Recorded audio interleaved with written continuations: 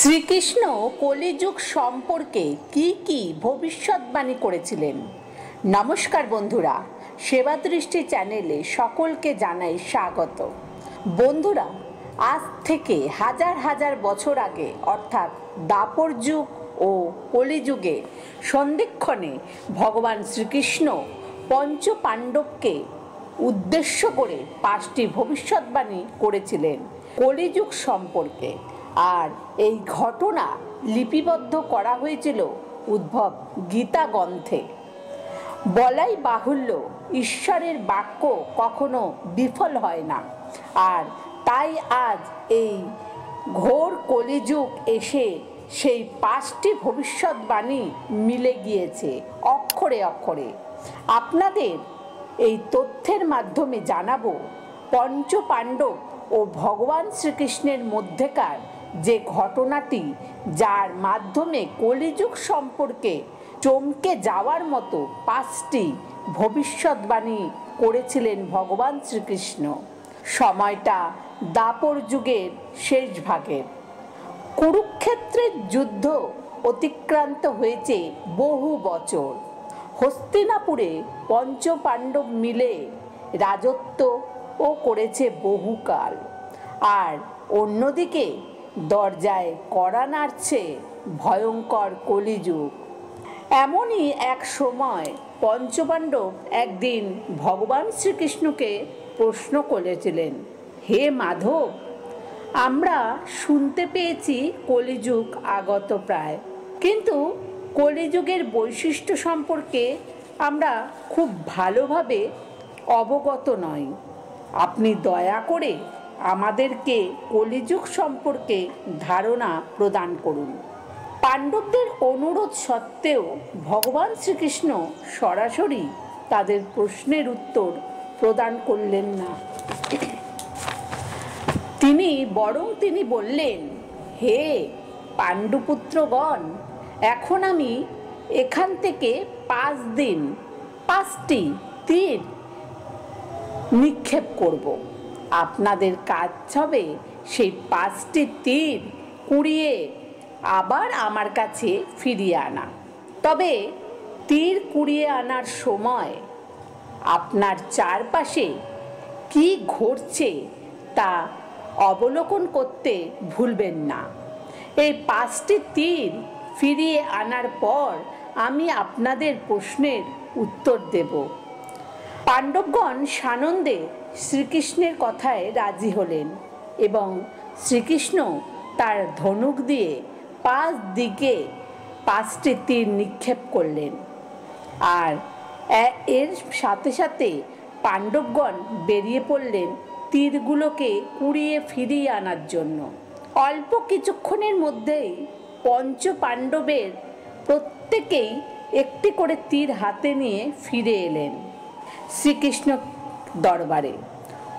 উৎসুক পাণ্ডবদের প্রশ্নের উত্তর দিতে ভগবান শ্রীকৃষ্ণ এবার জ্যেষ্ঠ পাণ্ডব যুধিষ্ঠিরকে প্রশ্ন করলেন, বলুন ভ্রাতা যুধিষ্ঠির, আমার নিক্ষিপ্ত তীরখানি কুড়িয়ে আনতে গিয়ে আপনি কি দেখতে পেলেন? যুধিষ্ঠির উত্তর দিলেন, হে গোবিন্দ, আমি তীর খুঁজতে গিয়ে এক অতিশয় সুন্দর হাতিকে দর্শন করেছি।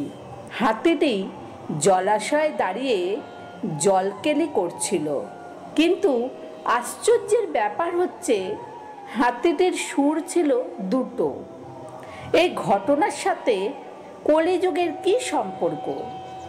ভগবান শ্রীকৃষ্ণ মৃদু হেসে জবাব দিলেন, হে ধর্মরাজ যুধিষ্ঠির, আপনি যে 2 সুর বিশিষ্ট হস্তিটিকে দর্শন করেছেন তা কলিযুগের মানুষের দ্বিচারিত প্রতীক।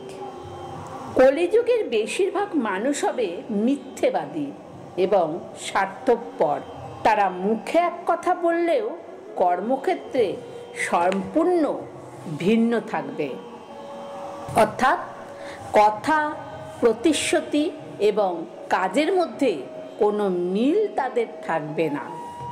শ্রীকৃষ্ণের কথা শেষ হবার পরেই মাধ্যম মধ্যম পাণ্ডব ভীম বললেন, হে দেবকী নন্দন, আমি যখন আপনার নিক্ষিপ্ত তীরটি ফিরিয়ে আনার জন্য জঙ্গলে প্রবেশ করেছি, তখন আমি এক অতি মনোরম গাভী ও তার বাছুরকে দর্শন করেছি।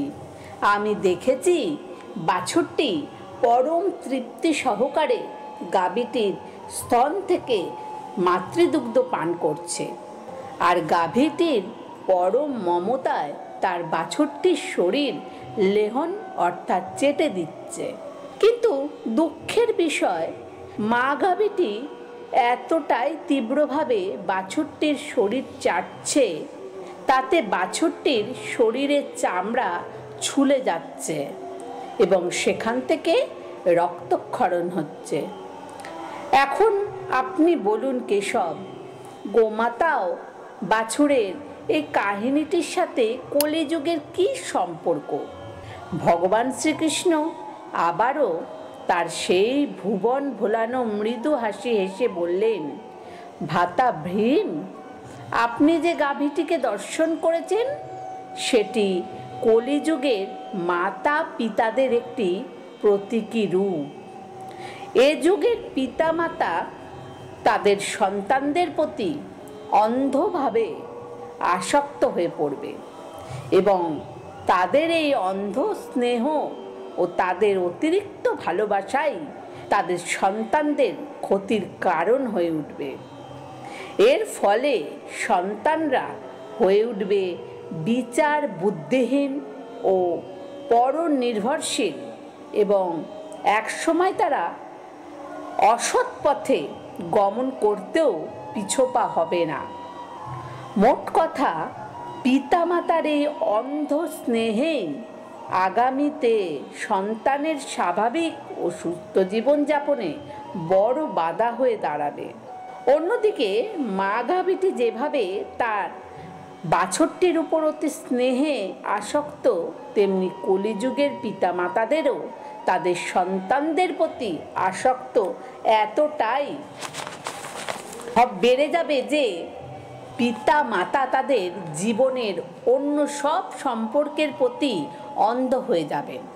ভীমের প্রশ্নের উত্তর দেবার পরই ভগবান শ্রীকৃষ্ণ এবার জিজ্ঞাসু দৃষ্টিতে তাকালেন অর্জুনের দিকে।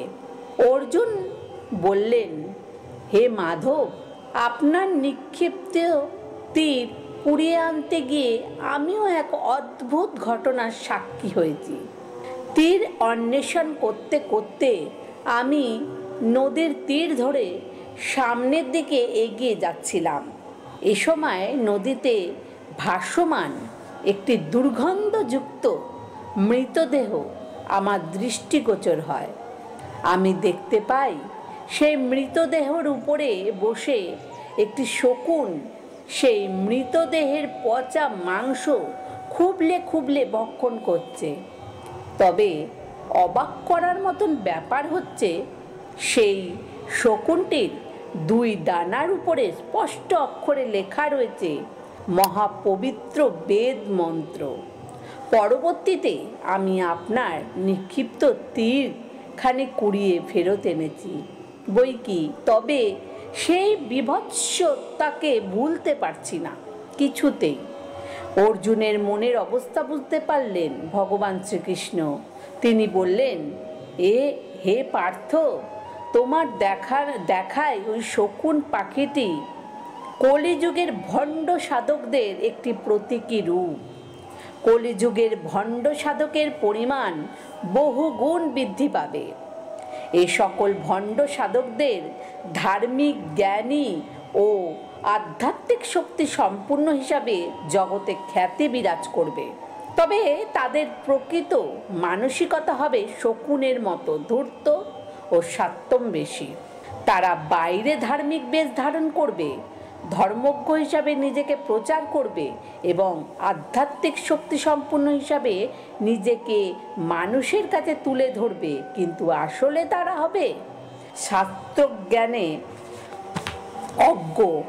তারা ধর্মকে ব্যবহার করে নিজের জাগতিক স্বার্থ উদ্ধার করবে। অন্যদিকে তাদের অনুসারীদেরকে করবে ধর্মভ্রষ্টা।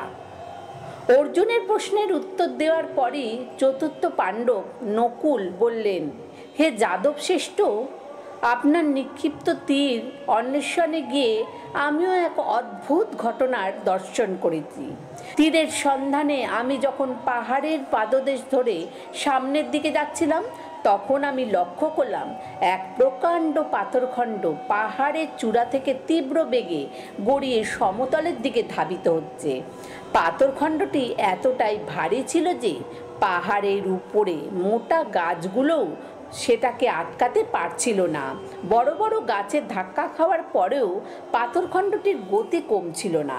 সব কিছুকেই লণ্ডভণ্ড করে পাথরটি প্রচণ্ড গতিতে পাহাড়ের পাদদেশের দিকে এগিয়ে আসছিল। কিন্তু অবশেষে সামান্য একটি লতাগুল্ম জাতীয় উদ্ভিদের গায়ে এসে পাথরটি এমনভাবে আটকে গেল যে সেটির গতি সেখানেই নিঃশেষ হয়ে যায়। হে যদুকুল শিরোমণি, আমার দেখা পাথরের এই ঘটনাটি কলিযুগের সাথে কিভাবে সম্পর্কযুক্ত তা আমাকে দয়া করে অবগত করুন। উত্তরে ভগবান শ্রীকৃষ্ণ নকুলকে বললেন, হে নকুল, তোমার দেখা ওই পাথর কলিযুগের মানুষের পাপের প্রতীক। কলিযুগের মানুষের পাপের বোঝা ঠিকই এই রকমই পাথরের মতো ভারী হবে এবং সেই পাপের কারণেই সমস্ত বিশ্বজগৎ লণ্ডভণ্ড হয়ে যাবে। তুমি পাথরটিকে যে বড় বড় গাছগুলোর সাথে ধাক্কা খেতে দেখেছো, সেই গাছগুলো হচ্ছে না মত না পথ। কলিযুগের নানা মত ও নানা পথ বিস্তার লাভ করবে বই কি, তবে সেগুলো মানুষের প্রকাণ্ড পাপের বোঝাকে প্রশমিত করতে পারবে না। তবে তুমি যে লতাগুল্ম জাতীয় উদ্ভিদের কথা পাথরটিকে আটকাতে যেতে দেখলে, সেটি হচ্ছে হরিনাম, অর্থাৎ কলিযুগের একমাত্র আমার শরণাপন্ন হলেই কেবল মানুষ তার পাপের বোঝা থেকে মুক্ত হতে পারবে। নকুলের প্রশ্নের উত্তর দিয়ে এবার ভগবান শ্রীকৃষ্ণ সহদেবকে প্রশ্ন করলেন, এবার তুমি বলো সহদেব, আমার নিক্ষিপ্ত তীর খুঁজতে গিয়ে তোমার কি অভিজ্ঞতা হলো? বললেন, হে ভগবান, আপনার ছোড়া তীর খুঁজতে খুঁজতে আমি এক গভীর জঙ্গলে প্রবেশ করেছিলাম। সেখানে আমি হঠাৎ তৃষ্ণার্ত বোধ করি এবং জলের উৎসের সন্ধান করতে থাকি। এক পর্যায়ে আমি দেখতে পেলাম জঙ্গলের গহীনে সারি সারি কুয়ো।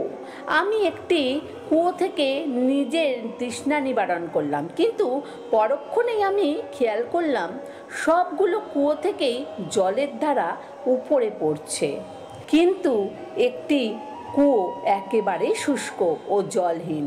হে ভগবান, আমার এই অভিজ্ঞতার সাথে কলিযুগের বৈশিষ্ট্যের কি সম্পর্ক রয়েছে তা আমাকে দয়া করে জ্ঞাত করান।